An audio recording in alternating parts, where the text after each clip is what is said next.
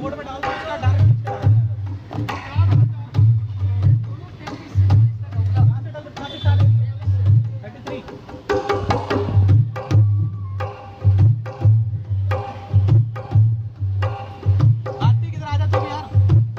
पीछे मॉनिटर क्या है ढोलक का?